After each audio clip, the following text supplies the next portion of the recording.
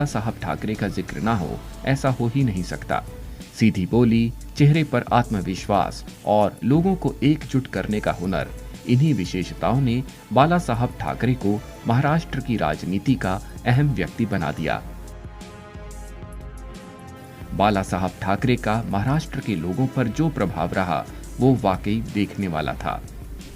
आइए दोस्तों, जानते हैं बाला साहब ठाकरे के बारे में 10 रोचक किस्से। बाला साहब ठाकरे के पिता केशव सीताराम ठाकरे संयुक्त महाराष्ट्र आंदोलन में प्रमुख रूप से सक्रिय रहे और महाराष्ट्र की राजनीति में अहम किरदार निभाया। केशव सीताराम ठाकरे ने अपनी ऑटोबायोग्राफी माजी जीवन कथा में लिखा है कि पहले उन्होंने पनवेलकर सरनेम को चुनना चाहा, लेकिन वो अंग्रेजी साहित्यकार मेकपीस ठाकरे से इतना प्रभावित थे कि उन्होंने अपनी आने वाली पीढ़ी के लिए ठाकरे सरनेम को चुनना पसंद किया।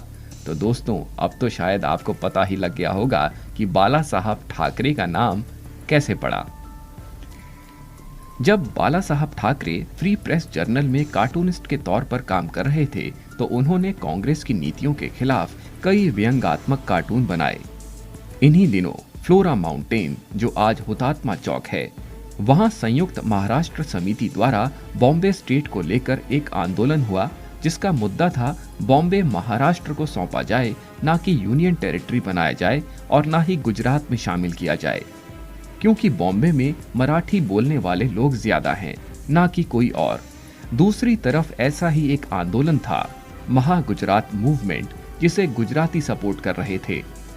मोरारजी देसाई, जो उस समय के बहुत बड़े राष्ट्रवादी नेता थे और बॉम्बे स्टेट के मुख्यमंत्री भी, वो बांटने वाली राजनीति के खिलाफ थे। 21 नवंबर 1955 के दिन इस आंदोलन के दौरान पुलिस फायरिंग में 15 लोगों की मौत हो गई और कई लोग घायल हो गए। बाला साहब ठाकरे ने इसके लिए मोरारजी देसाई को जिम्मेदार माना और अखबार में अगले दिन कार्टून बनाया, जिसमें मोरारजी देसाई को मैन ईटर बताया गया। बाला साहब ठाकरे के एक बयान ने तहलका मचा दिया था, जब उन्होंने कहा था कि वो एडोल्फ हिटलर के बहुत बड़े प्रशंसक हैं। उन्होंने कहा कि जिस तरह से हिटलर ने अपनी विचारधारा को जनता तक पहुंचाया, वो काबिले तारीफ था। एक बार उन्होंने ये भी कहा कि मुझे लगता है कि मुझमें और हिटलर में काफी समानताएं हैं। भारत को एक ऐसा लीडर चाहिए जो नरम भी रहे और वक्त आने पर जनता के लिए उसके एक हाथ में डंडा भी होना चाहिए। हालांकि 21 जनवरी 2007 में उन्होंने अपने इस बयान पर सफाई दी। उन्होंने कहा कि हिटलर एक क्रूर शासक जरूर था, लेकिन मेरी तरह वो भी एक कलाकार था।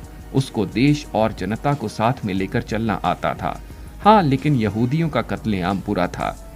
हर इंसान में कुछ अच्छाइयाँ होती हैं, कुछ बुराइयाँ। मैं भी उससे अछूता नहीं हूँ। बाला साहब ठाकरे भारत और पाकिस्तान के बीच होने वाले क्रिकेट मैचों के बेहद खिलाफ थे।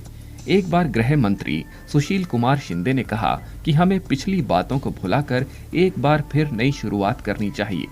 उनका इशारा पाकिस्तान प्रायोजित आतंकवाद और सरहद पर रोज होती भिड़ंत को भूलकर भविष्य के निर्माण की ओर जोर डाला। इस पर बाला साहब ठाकरे ने उन्हें आड़े हाथों लिया और अपने अखबार सामना में उन्हें ऐसी गलती ना करने की हिदायत दी, और साथ ही ये भी कहा कि वो महाराष्ट्र ही नहीं, पूरे भारत में कहीं भी भारत पाकिस्तान का मैच होने नहीं देंगे। ऐसा नहीं है कि बाला साहब ठाकरे की हर बात को महाराष्ट्र की जनता ने आंख बंद करके माना हो। एक बार शिवसेना ने युवाओं को वैलेंटाइंस डे का बहिष्कार करने को कहा और इसके विकल्प के तौर पर कोई और दिन चुनने के लिए कहा। युवाओं ने इसे पसंद नहीं किया। इसे इत्तेफाक ही माना जाए या कुछ और, अगले विधानसभा चुनावों में इसका उल्टा असर पड़ा और शिवसेना को विधानसभा चुनावों में कम सीटें मिली।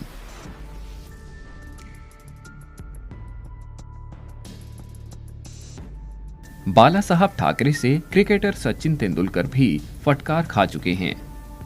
बाला साहब ठाकरे ने हमेशा से ही मराठियों के लिए नौकरी में सुरक्षा मांगी। उनके अनुसार मराठियों को महाराष्ट्र में हमेशा यूपी बिहार वालों से कड़ी प्रतिस्पर्धा का सामना करना पड़ता था। इसीलिए उन्होंने कहा कि महाराष्ट्र में बाहर से आए लोगों पर रोक लगाई जाए। इस पर सचिन तेंदुलकर ने ये कह दिया कि महाराष्ट्र तो पूरे भारत का है, यहाँ कोई भी आ सकता है, जा सकता है। इस पर ठाकरे ने उन्हें आड़े हाथों लिया। उन्होंने कहा कि सचिन क्रिकेट की पिच पर ही रहें, राजनीति का खेल उन्हें खेलने दें। उन्होंने अपने अखबार सामना में यहाँ तक कह दिया था कि एक बिहारी 100 बीमारी।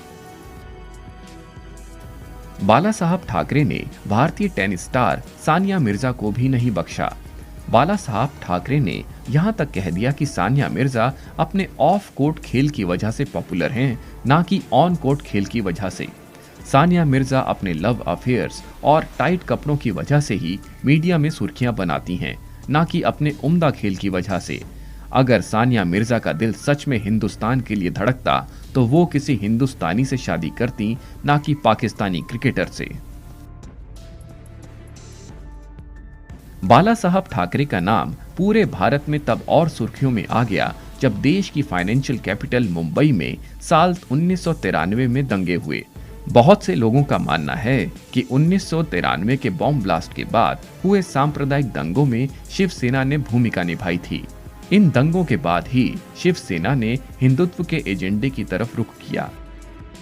दोस्तों, बात साल 1975 की है, जब तत्कालीन प्रधानमंत्री इंदिरा गांधी ने देश में इमरजेंसी लगाई। जब पूरा भारत इमरजेंसी के खिलाफ था तो बाला साहब ठाकरे इमरजेंसी के समर्थन में आए और आने वाले कुछ सालों में शिवसेना ने जल्द ही पूरे महाराष्ट्र में अपनी जड़ें जमा ली।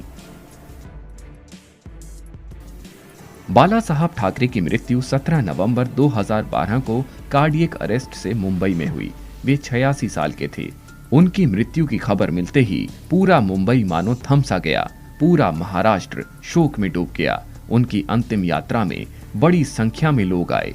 उन्हें 21 तोपों की सलामी दी गई। ये सलामी प्रधानमंत्री या राष्ट्रपति को ही मिलती है। दोस्तों, उम्मीद करते हैं कि आपको हमारी खास पेशकश बाला साहब ठाकरे के 10 रोचक किस्से जरूर